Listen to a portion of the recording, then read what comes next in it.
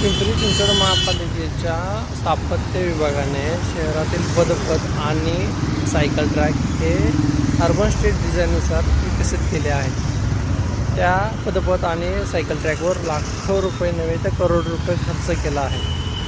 तर आपण सध्या KSB चौक ते चिखली या पदपथावर आहोत आणि या ठिकाणी आपण बघू शकतो की कशा प्रकारे सायकल ट्रॅकवर इथल्या स्थानिक लोकांनी अतिक्रमण करून वाहने पार्क केली आहेत. तर इथल्या लोकांना सकाळी जर पादचारी लोकांना चालत जायचं असेल किंवा व्यायामासाठी बाहेर पडायचं असेल, सायकल कशी चालवायची लोकांनी?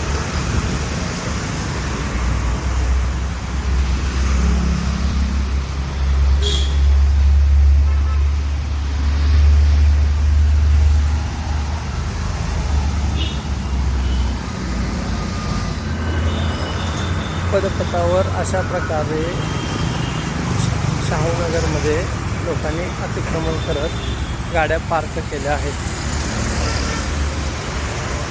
या ठिकाणी लोकांनी कसं चालायचं असा प्रश्न त्यांना पडला आहे.